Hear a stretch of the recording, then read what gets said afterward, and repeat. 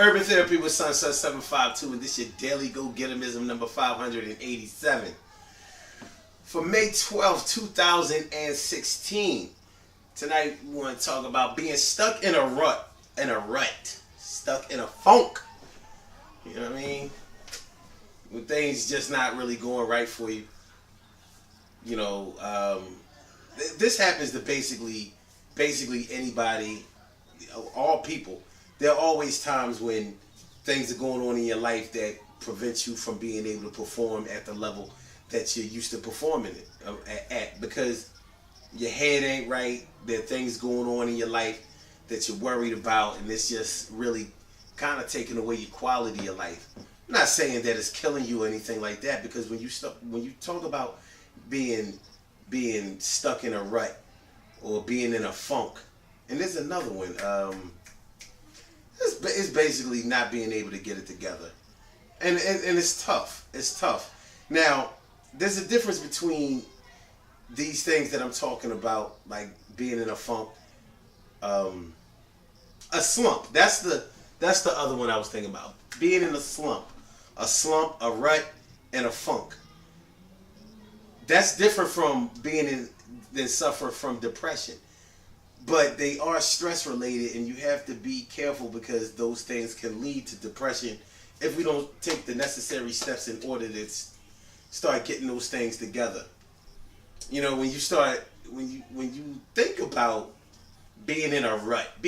Now listen, I thought that when you're in a rut, that it's just basically a temporary situation that might hang around with you for maybe a few days, maybe even a few weeks, a month or two, maybe, but I wouldn't think that it was longer than that.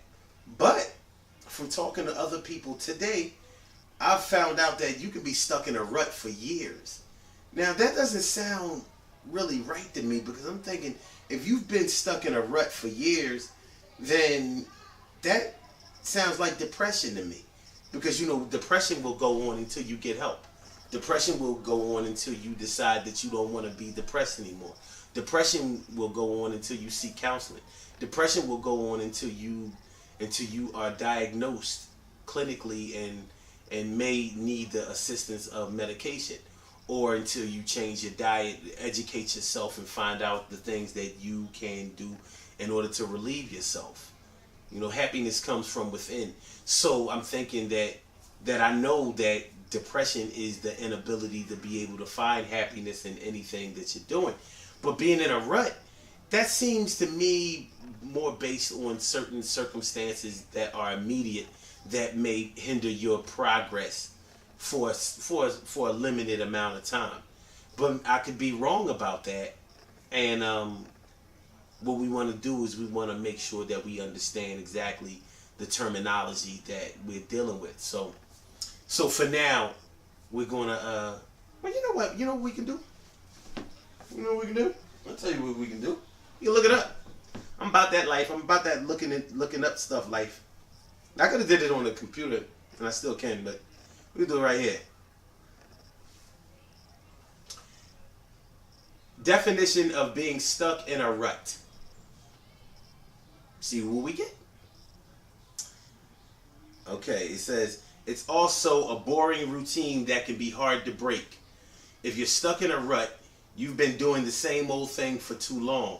If you see a groove in the ground, especially one caused by a bike or car, that's a rut. If a rut is deep enough, you could get stuck in it, which may be why the word has another meaning. What the hell? That's what we got, though. So that's what I was saying. A rut, being stuck in a rut, sounds to me like it's something more temporary, but you never know. You never really know. Being in a slump. Now, if you think about the game of baseball, when they say that the pitcher is in a slump or a batter is in a slump, that means that he is unable to hit the ball. He's unable to get any hits. He's unable to make any contact. He's unable to be able to play baseball as well as people are used to him seeing him do. And his batting average is going down and all that. He's in a slump, you know. So something is going on. It could be things that are mental. He may have other things going on in his personal life or whatever. Maybe maybe he's stuck in a bad marriage. Maybe he's had a death in his family. Maybe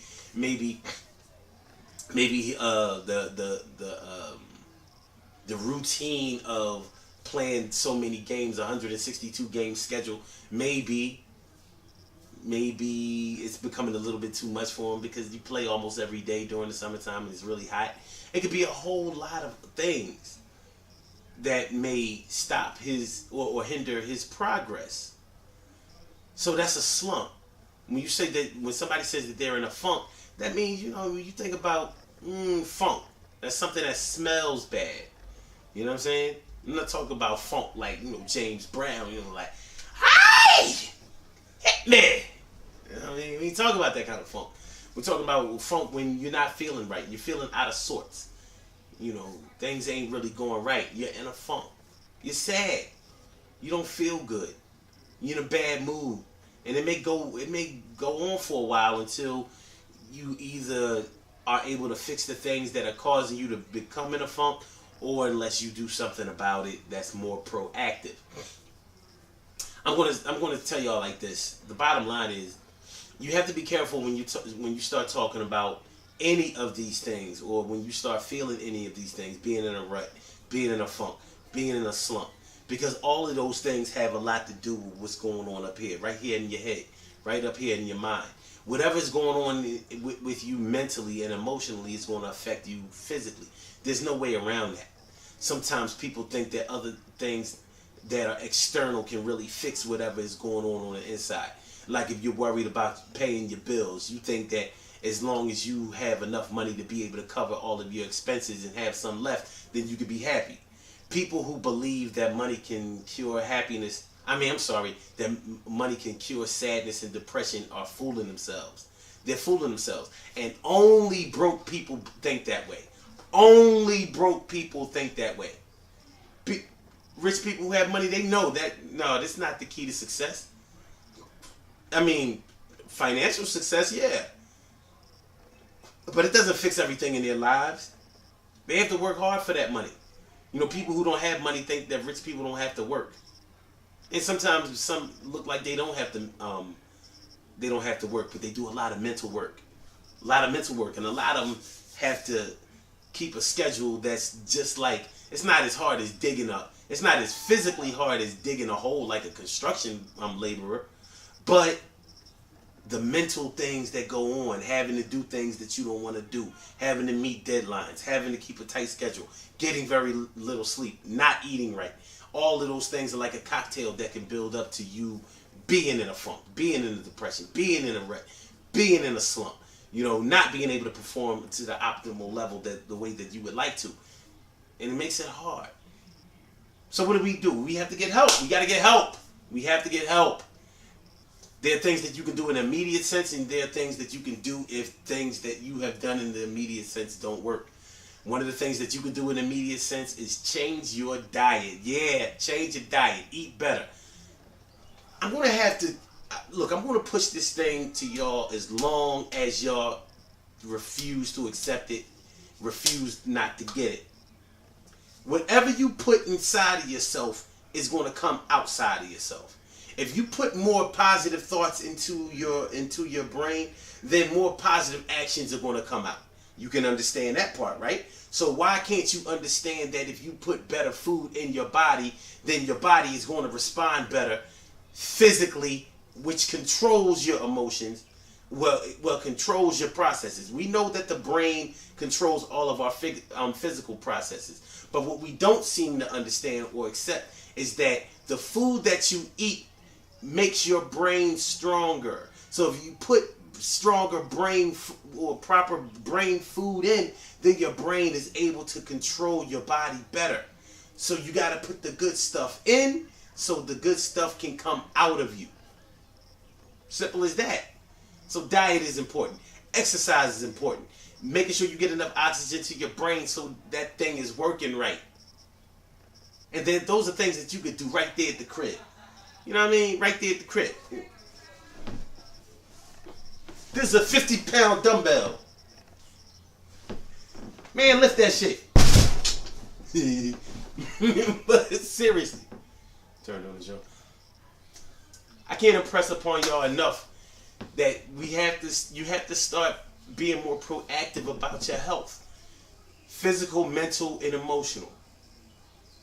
Don't get stuck in that rut. Don't get stuck in that slump. Don't get stuck in that funk. Do something for yourself, and believe me, you'll thank yourself more for it. Good things happen to those who wait. Great things happen to those who grind, and anything can happen to those who go for theirs. So go hard, go for yours, and listen.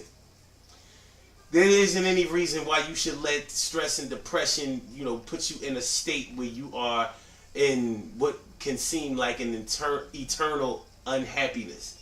You don't have to do that. You don't have to live that way. You don't have to be down for a minute. You don't have to be down ever. You can keep going and be consistently happy. The Mind Right and Body Better Fitness program is this Saturday 10 a.m. to 12 p.m. Eastern Standard Time at the McVeigh Recreation Center, 400 East Ontario Street, on the corner of D Street and Ontario Street in Philadelphia. Come through. Wherever you live in the Philadelphia area, come through and get your workout on. Learn how to eat better. Learn how to improve your life. Learn how to be happier. Learn how to stay out of a slump, rut, and funk. And I holler at you. Look, I ain't gonna say nothing else. I ain't even gonna say nothing else. Peace.